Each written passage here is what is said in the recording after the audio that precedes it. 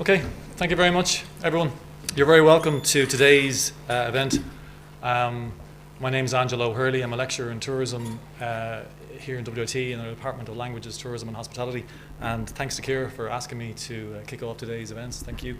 As a lecturer in tourism, I've always been fascinated by destinations and places.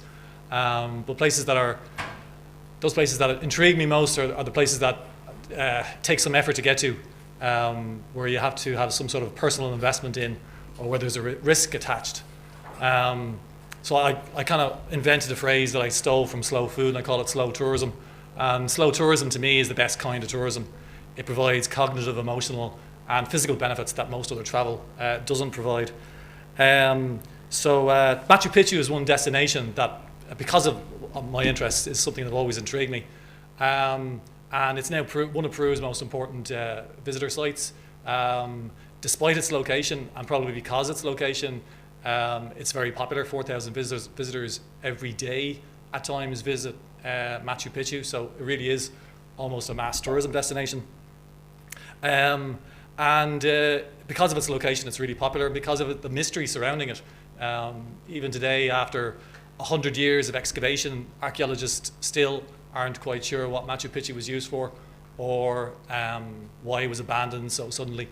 There's a hard way of getting to Machu Picchu, and there's an easy way. And the hard way is via a 26-mile trek through an Inca trail leading to Machu Picchu. And I was intrigued when I found out that an Irishman, Jarlath, was the first non-Peruvian to act as a porter along the trail. And he's also a student here in WIT studying for a master's in sports and exercise psychology. And Jarlath, originally he's from Mayo. He studied outdoor education with GMIT, and from there immediately went into and found his own business, Mayo Adventure Experiences. And through that he was given the opportunity to go to Peru, and from his experiences there he made a documentary called Carried Away. So I'd like you to give Jarlath a nice warm welcome. He's going to give us a short presentation now, and we're going to watch the video, and then after that we're going to take questions and answers after that. So a nice warm welcome to Jarlath McHale and Carried Away. Hi guys, thanks a million for coming along. It's good to see so many faces. So basically, what we're going to do is I'm just going to give you a background on Exodus. Exodus are the company that I partnered up with to do the trip and to do the documentary. I travelled with them in 2016 as a client, and emailed them when I came back. So I'm going to give you a little background on them, and then I'm going to give you a little bit more background on me, and then it's going to lead into how the story became a story, and how I ended up going back to Peru the second time, and afterwards, as Angelo said, I'll do questions and answers. So the first part I'm kind of going to wing it, because this is normally Ollie's part that does the he done the film, he done all the video and all the editing, everything, produced it. So he works for a company called Exodus. Exodus Travels have been on the go the last 40 years, in the mid-70s, I think it was, and they started off with a Bedford truck. I've a little clip here to give you a little more insight to what they do, but they've expanded over the years, and they're a fantastic company. I'm not just saying that because of this, but we done our research on them before we went. It was one of the things we wanted to highlight as clients and who are using these tour operators, that you do a little bit of research into who you travel with and why you travel with them. We travel with them because they give stuff back to the communities that they take people to. So. Small video. It all began in 1974 when two young Englishmen, John Gillies and Dave Burleson, decided to take a group of like-minded travellers to Kathmandu via Afghanistan in an old Bedford truck. Right, folks, there you go, Kathmandu. Journey's end, journey's end.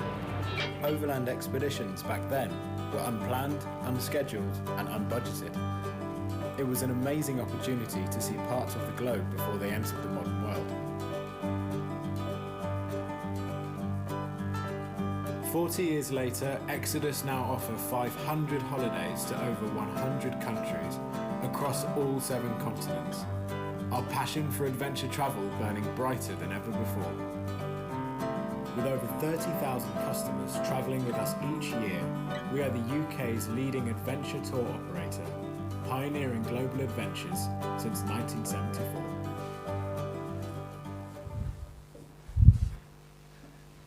So that'll give you a little insight to the stuff that Exodus do and how they became what they are now. They don't just do adventure. I'm going to ask you just to see how many of these photos you think were professionally taken, how many of them were taken as tourists, and see if you can figure out which ones were which as we flick through them. This, I think, was Greenland. So they do not only adventure places out in the wilds, but they also go to heritage sites, a lot of heritage sites. And they've started doing food tours now, so you don't have to be the mad wild adventurer going off up the Andes or anything like that. You can go on a nice foodie holiday with loads of wine. I don't know if one of the pictures on this, but it's just a winery, and it's a cellar, and it's just bottles and bottles of wine. It's on the bucket list. Biking's turned out to be a big one for them as well. And it, like as you can see there from that picture, it's you get to see some pretty cool places. And that actually was how we came to find them. Was my sister-in-law, who was on the original trip with us. She done a trip through Asia. I think it was Thailand, and she had done the research. She'd done a lot of the research into Exodus for us. So she was on one of these biking trips. But the next one is the one I'd like to do. Is through the snow. This is a new one for them, and another one on my bucket list. And this one as well. So they do wildlife tours all over the world, all over. So Antarctica, North South Poles, and the jungles. So you will see, like, they are pretty amazing. Get you right up close.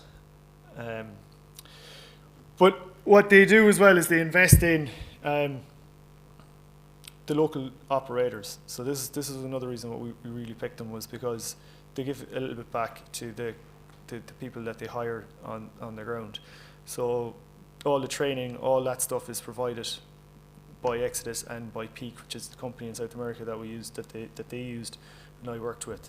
They train up all the porters, all the chefs, all that. They all get hygiene training. It's and then they've been known to build schools in the locality if they need it and stuff like that. So they do give a lot back.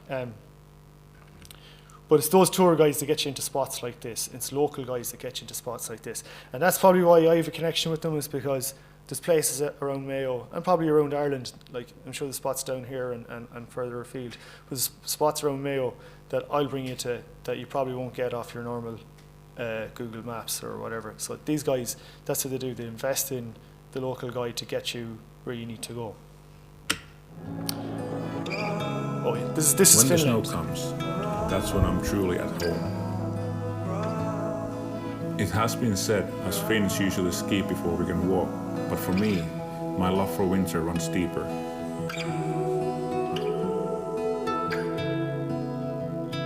It's that connection with nature, that feeling of pure freedom. In Finnish we have this saying, tietä käyden olet vanki, vapaa on vain umpihanki, which means that when you stick to the trail, you're not truly free. You're only free when you're making your own path.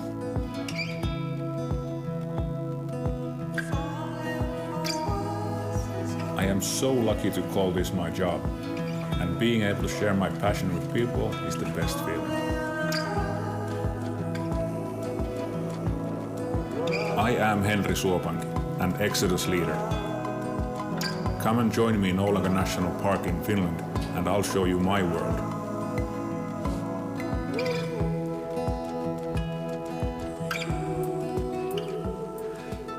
So Ollie, the guy who filmed me, Ollie Pemberton is his name, he filmed that, and I asked this, out of all the places in the world you've been, I said, where would you go back to? What would you recommend? And he said, Finland in February or March. He said, you won't see anything better.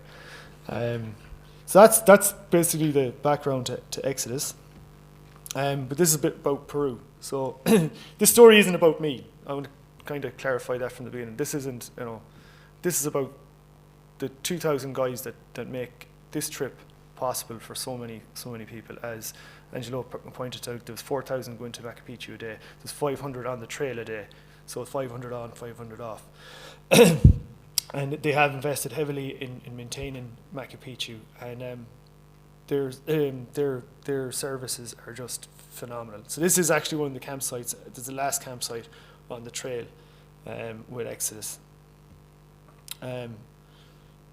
That's Gary. I'll explain who he is again.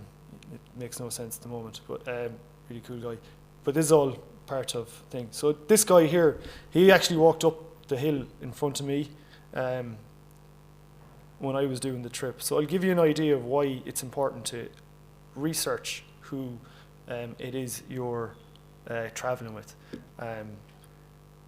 I just think it's super important that you know your money is going to the right people and that they're being looked after. Like Exodus do supply, and Peak supplied full uniform. You can see that's one of the t-shirts I brought back. That was that. I had a jacket, a hat, boots, pants, the whole lot was supplied by them, and the bag, and the rain covers and stuff. So they do look after their guys and they do train them well. It's not just for show. This was another campsite on the second night, just in between Dead Woman's Pass.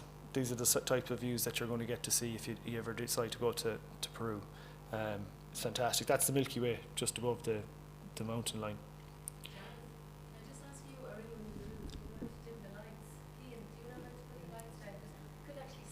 Oh, can you not? Oh, I'll go back to any of this stuff that you want to see. We'll go back to. Yeah.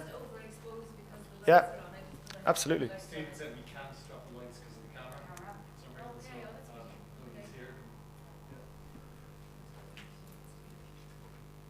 We can. Do you know what?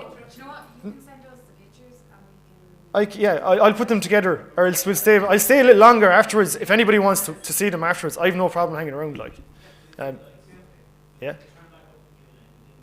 Yeah. Sound. I'll go back up a few. So, did you get to see any of the stuff? We'll flick through it really quickly. Oh, okay. Oh, we.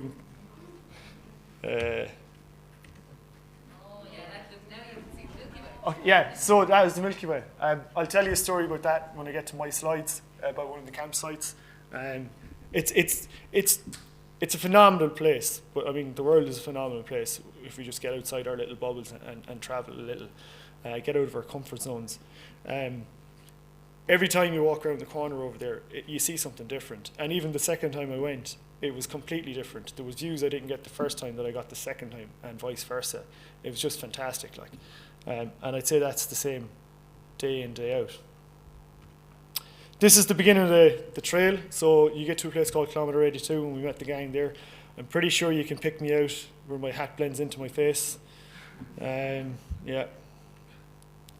And this is all the stuff that Ollie had to bring. Well, he had to bring half it. I had to bring the other half. So I'll be honest. He had a tripod, which is the black thing up here in the corner, and it weighs a fair bit. And he literally, it's a stabilizer, and you'll see from the quality of the film, like he literally carried as much as I did. To be fair to him, the drone down the corner, we'd good fun with the drone, but we weren't allowed to bring it out on the trail.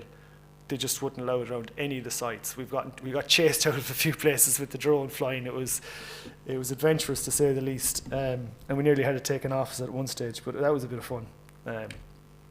So this is Ollie. This is behind the scenes. You can see this one here in the corner. He was flying the drone off a viewing point, and all the kids were just amazed at this drone. And there was a little dog barking, and they just had so much fun watching him do it. It was one of the highlights of the trip for all of us who've seen it. Like, because then we got all the pictures developed and we dropped them back to those families. There's two families there, and we had them brought back to them. So I would love to have seen their faces when they got the photographs back, but unfortunately we didn't see any of that. And these are the bunch of guys. So this is leading on to me. So my business is Mayo Adventure Experience. I deal with all sorts of outdoors. I've worked with everyone from your granny to your grandchild to niece nephews, all the way up to the top athletes of the country.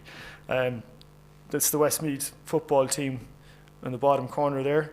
But when I was in Peru the first time, I had the Tipperary Hurlers in Castlebar, and that was an adventure because I was trying to coordinate stuff from a little room while I was trying to get a surf in outside Lima, and I had no phone coverage, and yeah, that was my biggest anxiety attack I think I've ever had. But give you a little bit of a background of me. So then out of that, I do a lot of personal adventures. I go do my own thing a lot. So where Ted comes from is I call everybody Ted.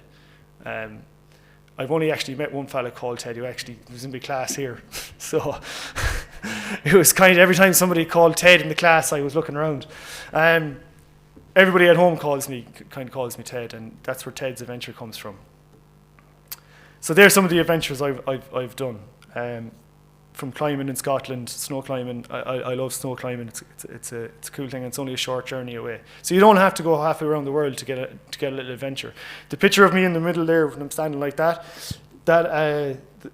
was just a paddle I done from Castlebar to Ballinane. I think I'm the only one to have done that as well. But it was just a fun little adventure for 2 days. Just took out a boat and off I went. Paddled in Slovenia and a few places like that. And surfing is my biggest love. That's what got me into the outdoors. That's what got me into back into college. I was like, how can I make a living from what I love to do? Why am I working? I'm a carpenter by trade. Didn't like it, to be honest. Went fitting carpets. Didn't like that either. So surfing, I worked 2 days a week to surf 5. It's like why can't I make a living out of this? So that's how that all came about. Oh, keep pressing the wrong button. So Ted the tourist, I actually didn't want, I'll tell you the truth, I didn't actually want to go to Peru. My wife did. She was like, we would go to see the Inca, see Machu Picchu. And I was like, really? I said, that's like a month away from the sea. And she was like, come on, it'll be a bit of fun. She goes, I'll compromise with you. So we surfed in Lima for a week. I surfed for a week and she got sunburnt. And then we went to Cusco for a week and done the trail, which was amazing. So I kind of went why we went through Exodus and why we picked all them already. And the trail it just seemed like a cool thing to do. And why not? So this is the type of thing you'll get to see. This was an amazing spot we had. This I think was better than Machu Picchu because it was the similar scene, but you didn't have 4,000 people standing around you with people talking and whatever it is. So that's why I'd highly recommend the trail over than just going to Machu Picchu. Which you can do. You can get the train to Machu Picchu. The trail is so much better. The amazing views. So the middle one there was where the campsite was. I said I'd tell you a small story about the Milky Way. The first time I camped there, we were above the clouds. You can see the clouds in the valley, and with the Milky Way above us, it was just a cool starry night. But below us was thunder and lightning, and it was the most surreal thing I've ever experienced. So you'll see things like that. Loads of jungle, and a little bit of wildlife. That fella came along and he took Graham and flew away with him. But loads of steps. I won't lie, there are loads of steps. But they're manageable. It's just like doing your stairs. Lots and lots of steps.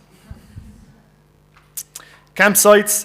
So nothing is left to chance at these places, and I don't know if you can see it there. In that top corner there, you can see a little tent on its own. Someone had to carry that, and that was the toilet. So you can see what planning went into what the guys do. It's phenomenal what they do. So there was a guy who actually carried and cleaned the toilets. There was cook tents, there was sleeping tents, all the stuff had to be brought. 5 stars in the hills. And then, of course, you meet all these friendly faces. The pictures there is the day I was talking about a few minutes ago. This little fellow he was blown away by this drone. I don't think he ever seen anything like it. This is the same group that I travelled with in 2016 as this year. And I asked, that was like, if I'm doing this, that was one of the stipulations, is that I get to travel with the same guys again. And fair play to Exodus, they pulled it off. There was 2 people out of it. There was one of the lads that's in the picture there, and the assistant guide who couldn't make it with us for the trip, but he did get in contact. So how I became a porter. You can see what the guys carry versus what the normal person, the client will carry. It's a stark contrast from 25 to 30 kg versus your own 5 kg. It's not a lot. Basically your rain pants, rain jacket, bottle of water, and your lunch for the day. There's not a lot in it. I'm pretty sure you bring that to school most or to college most days, versus everything else that was shoved into another bag and some fella had to carry it for you. So the trial run.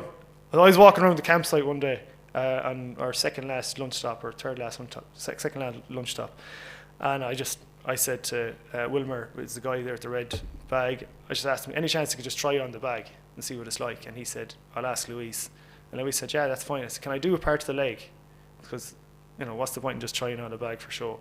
So he said, oh, okay. So I done about half a K with that particular bag, and it was exhausting. So then I was like thinking, these guys are doing it for us, how can we highlight it? And we had the aha moment. So when I got back with a nice bottle of wine and Dutch courage, and I emailed this lovely lady called Jay Hopkins, and she jumped on board and she said, yeah, that's a great idea. I'll run it by my bosses, and she got the go ahead. It's sad because Jay is actually, I think she's finishing work this week, so without her, it probably wouldn't have taken off. If it had been somebody else, this project may not have been made. So she was pretty cool. When I got the green light, it was just time to start planning, start training, which didn't really happen, to be honest. The journey started in London, where I hadn't met any of these people.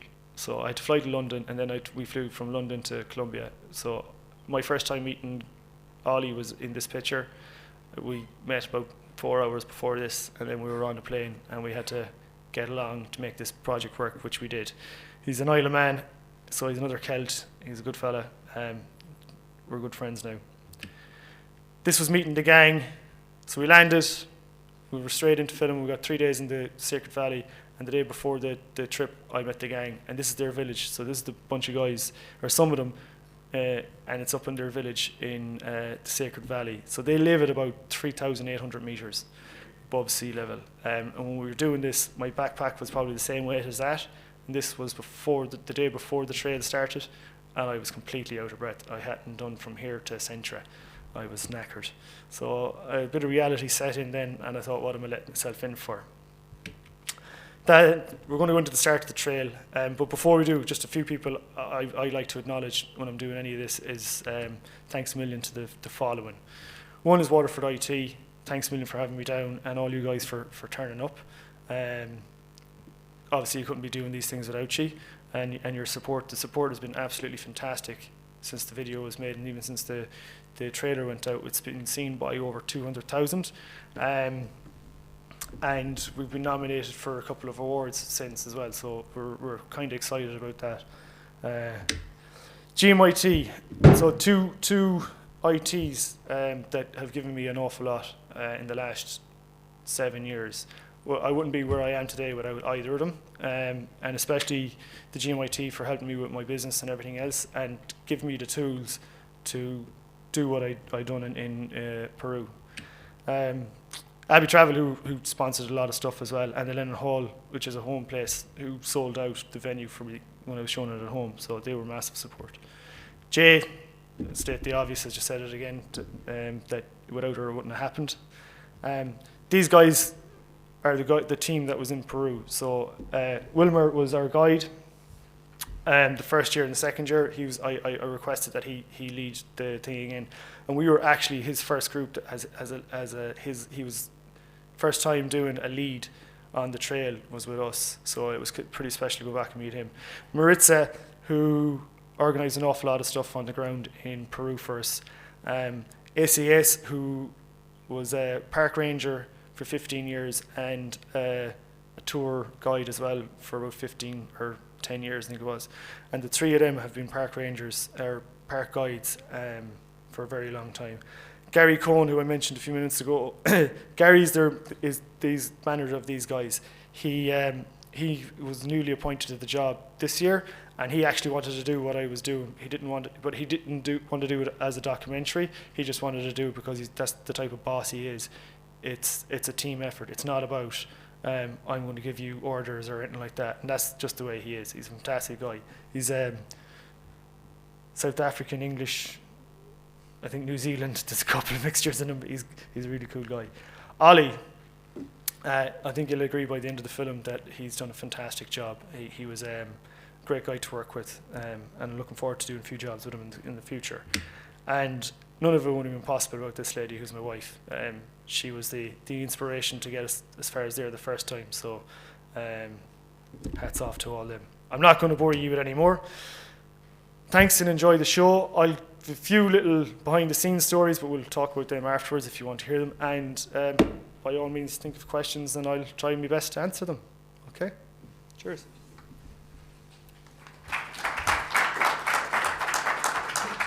Does that go into that now or? Oh.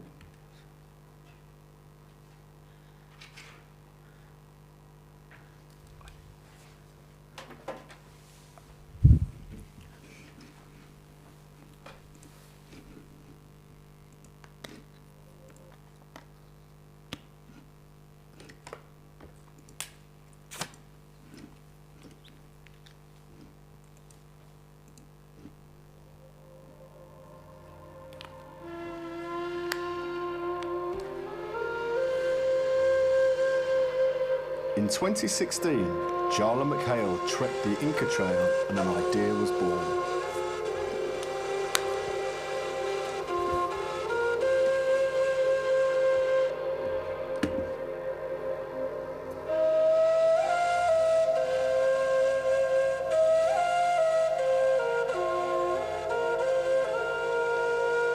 In July 2017, he returned.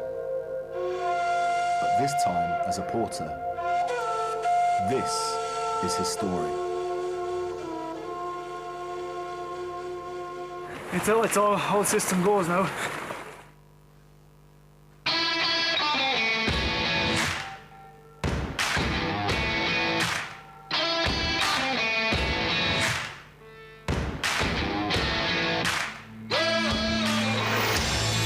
Inspired by the porters he met in 2016, Jarlath decided to experience the trek in their shoes, shining a light on their resilience and hard work.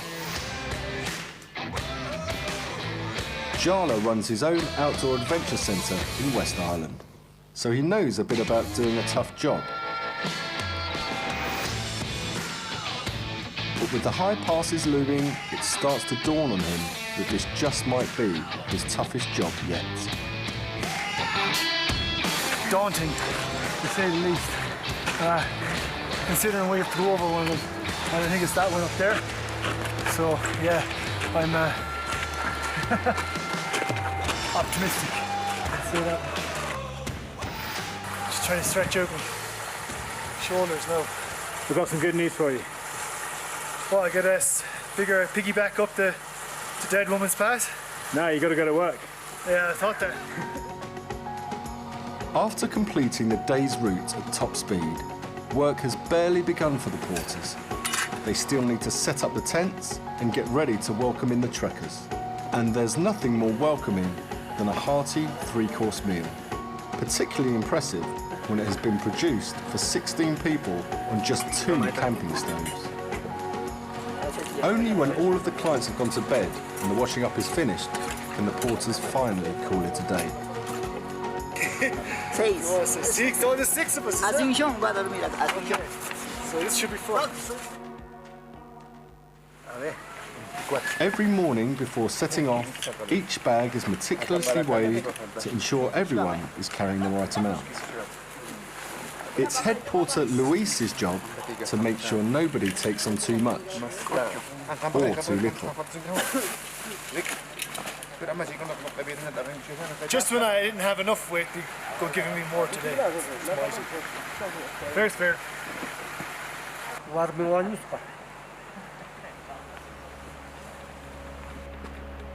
Dead Woman's Pass, that's where we're heading.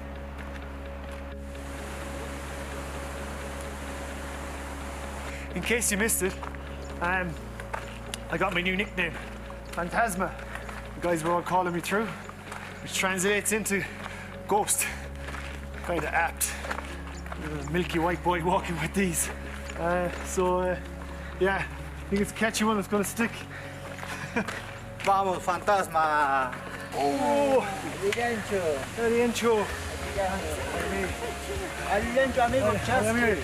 so just on that note there, meeting those other guys from the other porters, it's nice to get a bit of respect off them as well. One guy telling you you're very strong, and I'm like, I'm not near as strong as those guys. I keep stopping every 100 yards, if even 50, 20, and they're just on up the mountain. So.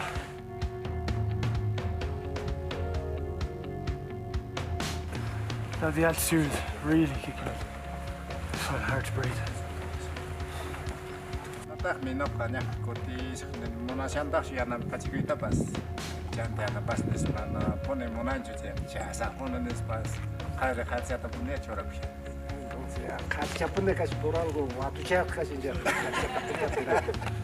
Just a bottom.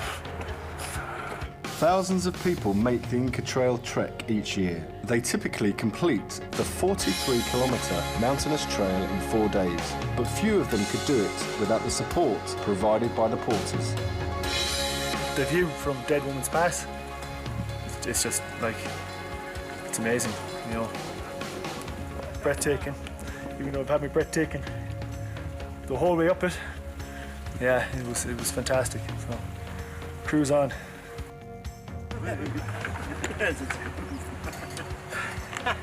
Credit where credit is due. I've done this once.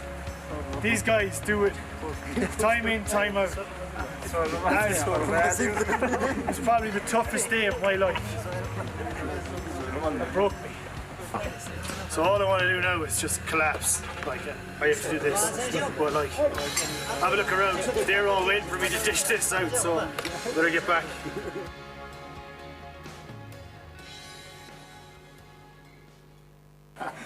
So he had to move because I was snoring. Morning. So I'm just putting on my boots. So we're just boiling water now for the clients for the day, for their breakfast, teas and everything else. And then they're going to start getting breakfast ready for everyone. Just one sugar, isn't it? Yes, please. Morning routine on the Inca Trail means each trekker has a cup of coca tea delivered to their tent, along with bowls of warm water. So basins of warm water for everyone to freshen up in the morning, and they'll get them again in the evening when we get in.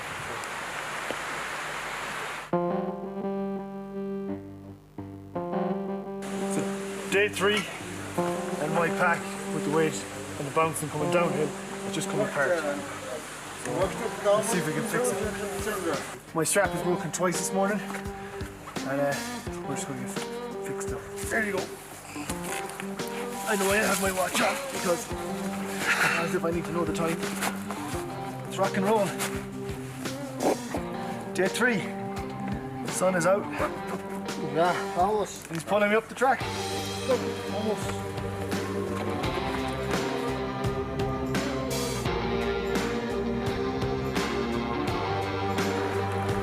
Joder, amigo.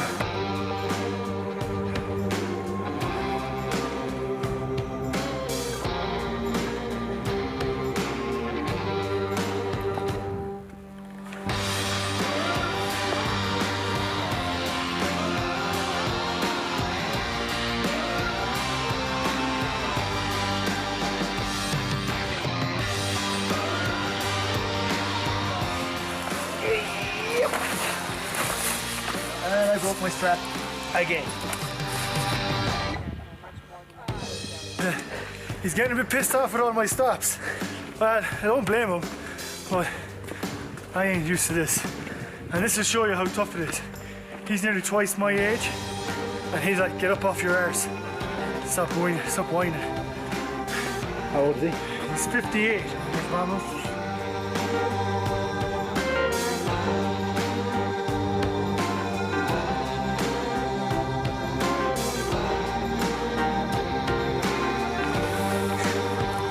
Slave driver.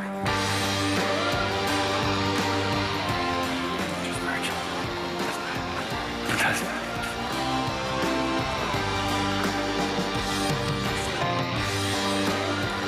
1, 2 y 3. ¡Bravo! ¡Bravo, fantasma, vamos! Paciencia, paciencia.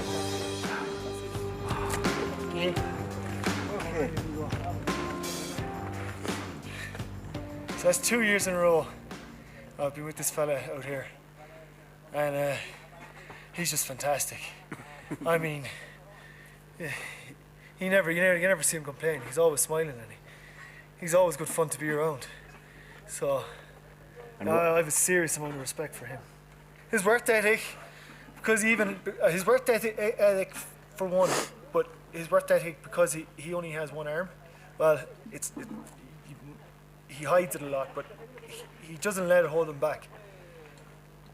He does more work than I see able-bodied people do, and he's just a fantastic human being. He's a pleasure to be around. You're always bouncing good energy off him. So yeah, that's why I like this fella, mi amigo. Amigo. Yeah. And he's always the first to give me a cup of tea. Yeah. I'm waiting to do a bit of washing up. It looks like it's coming soon. Fantasma, mai dzięki. Fantasma, mai dzięki. Ce plătută mahrim. Mai punim dzięki, apeta, mai dzięki. Apura, janka na kita. Apura. Apura, mahrim. Atinchu, apura eta fantasma. Absolutely knackered. My bones are, Mario. or my muscles are all stiff. Mario. Just, yeah. Apil. Bag of pain. Particularly wild to wake up. Manas cantu. They were all up and out. It Just like all happy and merry. It's just it's class. We good crack in the tent last night though.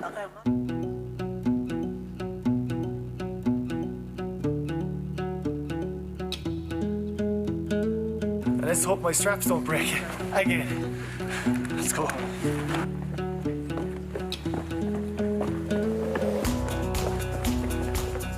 Like Roadrunner. Yes.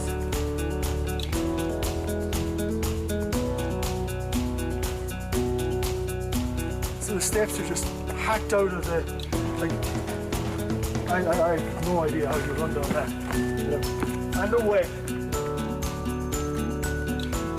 Are you safer to come out here? Are you safer in there? I don't know.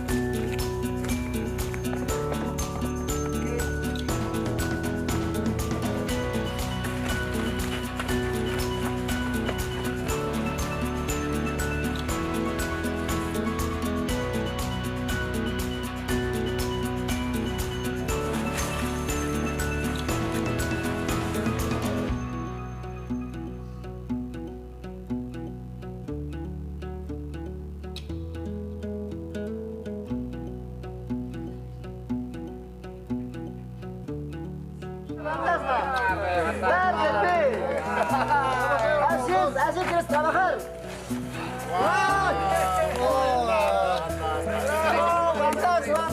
I don't know how they do that speed all the time. The guys are just, like, you see Ascension, he's 58 and he's legging it and he's shouting you on. He was giving out to me yesterday because I was going so slow. It's like, I can't go any faster. So yeah, I'm near done, toasted. There is one final lunch stop for the trekkers before Machu Picchu. This is where the porters usually say farewell to the groups. But Jarlath can't hang up his boots just yet. Cebolleta picante fantasma hamjanchu ajaripachis. Hamjami. Ave fantasma. Cata picanqui. Finita, una vueltita te va a dar. There are onions to chop.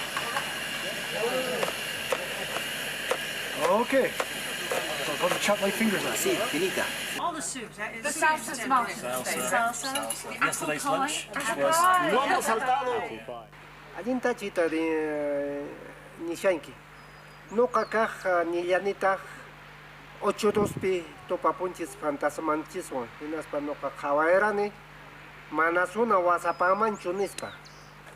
So sad to say I must be on my way. So buy me beer and whiskey cause I'm going far away. Like to think I'll be returning when I can.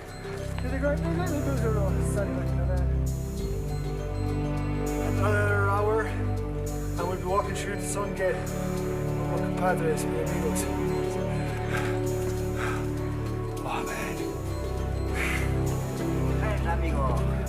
la fuerza, amigo.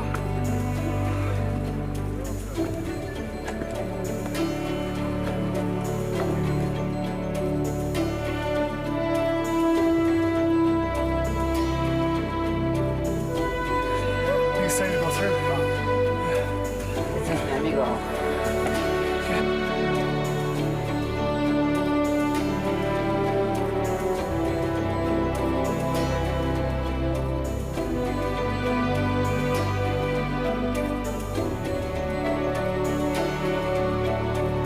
So this is special. This is their first time seeing it. Because normally what happens is when they get to the last lunch stop, they break off down to Agua Caliente and hit the train back for their next round trip. And the clients come up as far as here.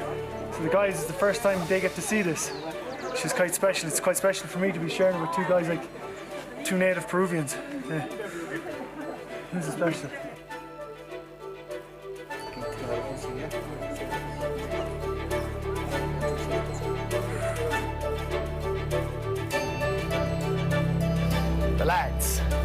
The lads are just the best, to be fair. It's the only way you can describe them.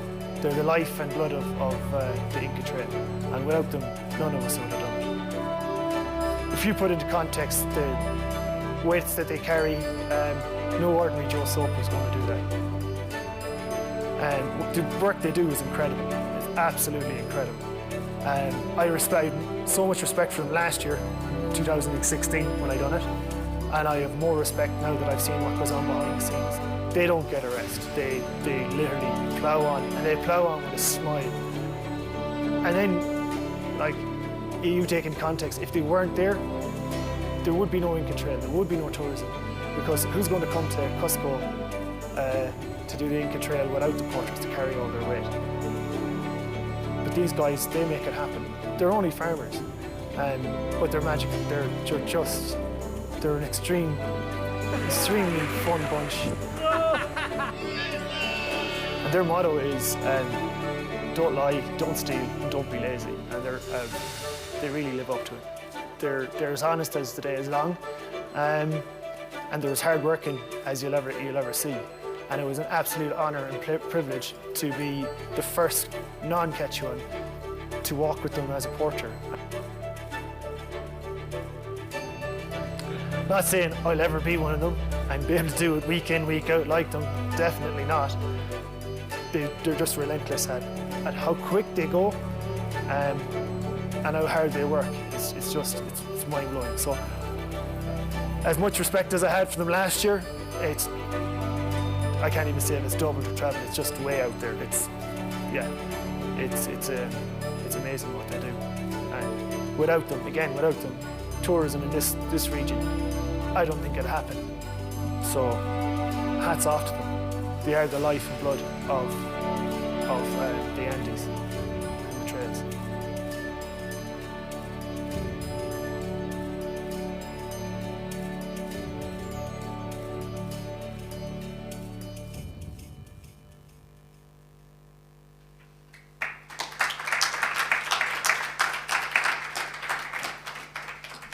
Cheers, guys. Oh, stop.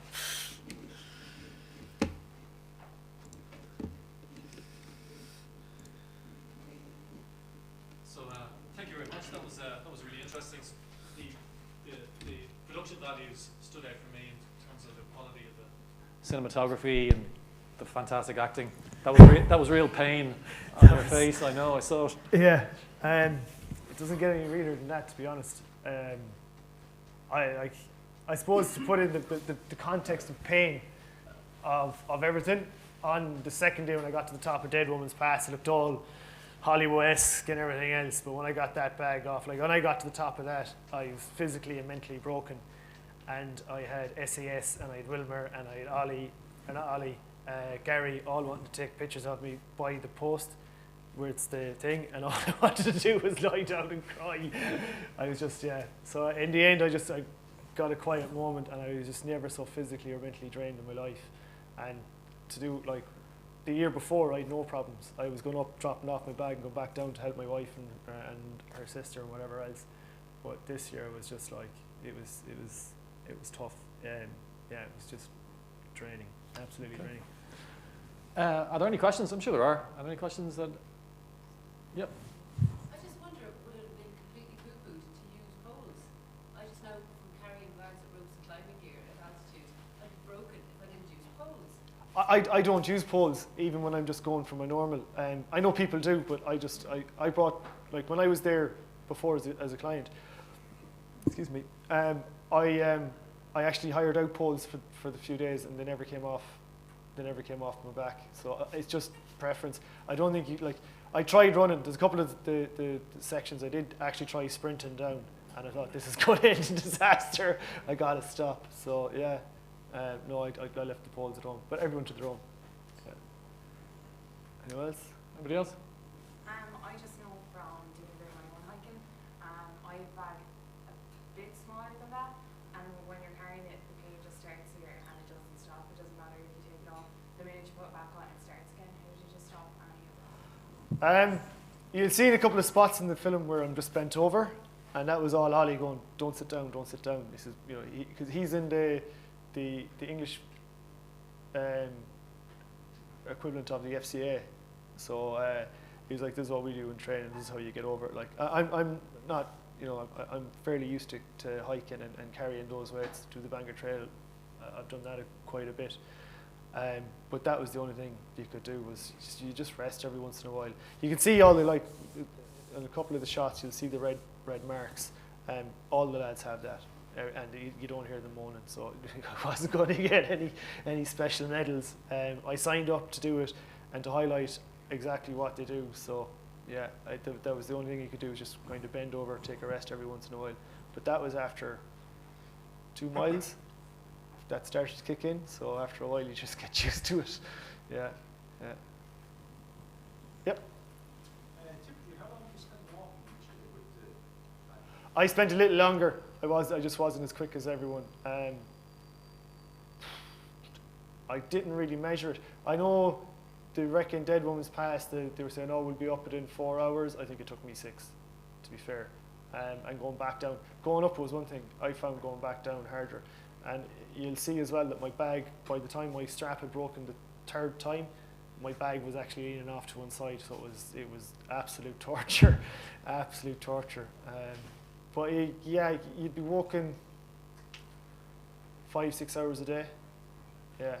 Our daily routine, up 4 a.m, 4:30. 4:30 was a lie-in, and we worked straight through till 10. So yeah, and then you had no problem sleeping after that. Anyone else? I was busy getting studying for final exams here. The only altitude training I suppose I don't. I'm part of Mayo Mountain Rescue, so anytime that we got a call to the Reek, I volunteered to carry a bit more than what we normally would. So, you know, any exercises like that, or if we were doing a training exercise, because I knew the cone on the Reek is probably the closest what you'd get to the steepest part of that. But apart from that, Loch Lana, done a couple of laps running. And there's a little hill on Loch Lana, it's probably the height of this room, sprinted up that a few times. But yeah, no, that was. How did you cope with the altitude sickness? I didn't have it. I just you hadn't? I hadn't altitude sickness. I seen 2 people get taken off.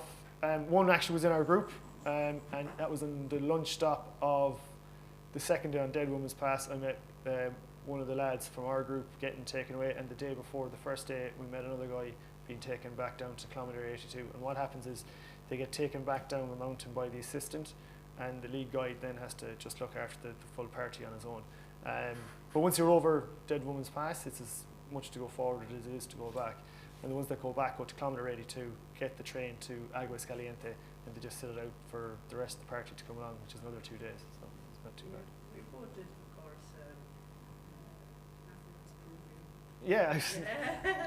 But Cusco was a higher altitude than actually Machu Picchu, so that's where the altitude sickness 15. No way. Yeah. We had, well, I suppose we had 2 days, and this time we landed on the Wednesday and we didn't start hiking till the Saturday, so we had 3 days. Yeah. Yeah, yeah. What part of Peru are you from? Lima. Nice spot. I have traveled. Yeah. I want to go back and see the Rainbow Mountains. That's on the. Would you do it again? Do this again? Yeah. Oh yeah, just not that again. Oh yeah, no, I would like to go back. One of the I suppose what should be highlighted, or should have been said in all that, is and I would love to go back with Hugo. I'd love to actually walk the trail with Hugo, the guy with the one arm. He's some crack. But they're the first porter company to see Machu Picchu, and most of the guys they've never seen it. So they were the first group of porters to get a tour around Machu Picchu in Quechuan. And as we were doing it, the park guards were like, this should be mandatory. So what Exodus and Peak South America, the Peak leaders, have done now is they're going to take one group a year and bring them on a tour. So it started a trend, and they're trying to push that all tour operators get all these guys going. Because if you put it into context, guys and girls, and if it's like working at Newgrange and never getting to see it. It's like being a tour operator anywhere, or the Giant's Causeway or the Reek or anything like that. And so what really made it for me was Hugo's face when he came through, and Will's face when he came through. The other lad was they were truly delighted to finally find out what this fuss was all about. Why 500 people a day take to this trail? Why 4,000 people a day take to Machu Picchu? I love the trail. I thought it was one of the best things I've ever done as a client and as a porter.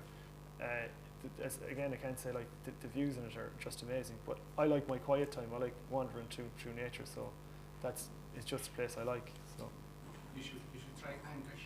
Ancash. Ancash. Yeah, which is from north of Lima. Okay. That's the higher mountains in Peru. Oh yeah. You can go up to about 5,500 meters. Okay. You will know about it. Yeah. I'm planning the Annapurna region next year, so in March. So, but yeah, I have every intention of going back to Peru. Yeah, I must actually start writing these down. So I might get pen and paper before you leave, and I'll put. Yeah, I'd like to get a picture with you too as well, just because it's nice that we have actually a native Peruvian just to come and see it. Like that's a first as well. Other first. Woo. So Kira, you had a question, John? Just maybe you've answered it. What was your outstanding highlight? The simple stuff. What was your Highlights. Highlight for the trip was after Dead Woman's Pass, getting down into the second campsite, and Luis, the head porter, coming out to me and going, you know what, I thought you'd have broken by now, but fair play to you, you'll make the rest of the way. That actually drove me on. That and Ascension. Ascension was the older book that was looking after me. Him giving out to me and telling me to cop on, because like as you're walking along, you've sheer drop one side and it's thing. So, but yeah, Luis's words of encouragement were probably my highlight. That and the fact that the guys are the first group to get the tour. Yeah, they're two highlights that I'll take definitely. Yeah. You had a question, did you? What kept me going? AC/DC. I know what it is. We'd get up so you'd be up at 4, and you'd have breakfast, and you'd have breakfast before the clients. So then we'd have to go and collect our water and everything else. So breakfast could be porridge, or there was a lot of Peruvian dishes that I had no idea what they were. A lot of rice and chicken. I can't give the name of the dish. It's a meat dish with chips and fish, or chips and rice. Salgo. That's the one, yeah. Delicious, absolutely delicious. And then you'd have soups in the evening. So the stuff that they cook is just, like, you might have different ingredients, but when we done it, like, my wife couldn't get a gluten-free in New York, and her dietary requirements were met when we were on the trail. So her and another girl who didn't eat meat got served first, and they made sure that their dietary requirements were met each time they came out. So even if I had dietary requirements, they would have been met. The two guys, so I suppose you should break down how many porters you have. For one person to do the trail, you take 6 porters to go with them, then 2 people it's 7, 3 people it's 8, 4 people, and so on and so forth. And in that you have chef, sous chef, head porter, assistant or head guide, assistant guide. You have a guy who cleans the toilet and carries it, and then you have all the donkeys like myself who carry everything and anything. And in all those, then you've got the toilets, you've got tents, you've got and clients' tents, food tents, sleeping mattresses, sleeping bags, clients' extra clothes, our own clothes, all the food for 30 people for 4 days. Eggs were very important. They were always left at the top. Gas, cookers, pots, pans, tables, chairs, cutlery, napkins, basins, you name it, we brought it. That's like, just give you a small insight to what goes on behind. And everything is cooked from scratch, absolutely everything. They baked a cake, when I was there as a client, they baked a cake for a girl in our group on the first night in on the campsite, and we had it the following day, a big chocolate cake. And on the last day, this year, when we got to Aguas Calientes, we had another cake baked for one of the porters who was his 54th birthday going into Machu Picchu. So that was kind of cool that it was celebrated his birthday, seeing his heritage. So that was, but I hope that answers your question. Yeah? There's a lady at the back there, sorry. You wanted that earlier on? Yeah, but the fellow wants to know, did your bag get lighter as you're coming back down? Because obviously food, and everything else would be used up. Not a lot. No. I know probably didn't feel that way. No, not a lot. I went from, I was at a fairly steady 25 kg for the most of it, and it went up to 27, I think, on the second day, which was the big hike up and down. The guys go to, I suppose they did, I'd say they were kind of minding me a little, but no, I hadn't an awful variation in what I was carrying. Because I was carrying a lot of Ollie stuff. So, I mean, it was just basically the same thing. They gave me a bit of food every day then to spread out the load a small bit. But I mainly had the same pack day in, day out. Yeah. Yep. Say that again? Did the trail feel busy? No, because it's so spread out. Like, there's 500 people on the trail, but the trail is 26 miles. So, like, you're not going to have 500 people going to one campsite and another. So you have so many going to the first campsite, while so many are going to second, so many are going to third. There was plenty of stages where I was just on my own, wandering away. Could have just headed off into, like, the jungle and got lost. But I'd say some people would like that. No, you don't. You around the campsites, when you're coming into campsites, it gets a bit, but it doesn't even get confusing, because what the guys do is they come down and they'll meet you at the entrance to the campsites, and they'll either have a sign or you'll know your porter group, and they'll point you in the right direction, so you can't get lost. Like, the attention to detail is just, it's phenomenal, absolutely phenomenal. Aaron? Do you speak Spanish? Small bit. Again, another thing to be thankful for the GMYT for. I learned a small bit, and I tried to brush up on it, but with everything that was going on, it just didn't happen. But it's kind of like one of those things where, when you're immersed in something for a while, I can hear and I can understand what they're saying. I may not necessarily be able to get the right words back, but yeah, I could, and you soon figure out when someone's giving out to you or someone's being nice to you. Yeah. Do you think it would change your experience if you were able to communicate only with them? No, I don't think so. I think, like, yeah, I suppose it would, in a sense, because there's loads of stuff I'd love to ask them, and but they didn't have a lot of them just spoke Quechuan. Yeah, so we had Gary was my translator, and then SAS, who we nicknamed the SAS because he just pulled so many strings. He was fantastic. Like, he was our translator. So, like, anything we really wanted to know, like the park guards were when we met them at the campsites, they'd come in, they'd chat to us, and they'd find out what we were doing, and then they'd tell you a couple of stories. And we sat there for hours just listening to them, and I could only remember half of them now. But yeah, we if I was doing it on my own, obviously, yeah, but not when I had a translator, which was quite good. Yeah. Is there a reason why, if there's specific campsites, they can't leave some gear behind, just like load on? I mean, is there reasons behind that? Mightn't be there tomorrow. And I'm not just saying that for a porter's point of view, but No, it's a good question. Something you could look into, but I suppose it's part of the experience as well. Is they clean up everything, and the next group come in, and they set up again. So it's and I suppose they cater for how many people have been brought along. So yeah, I hope that answered your question. Yeah. Any more questions? Yeah. So you went from the start, got there.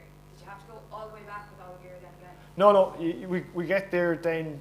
So what happens is you heard them talking about the last campsite or the last lunch stop. What normally happens there is the clients head off into Machu Picchu and the porters go down, and this is why they never get to see Machu Picchu. They used to walk down by it in the early 60s, and then something happened that the government prevented them from going in. I think it was the government. I don't know, some regulations anyway.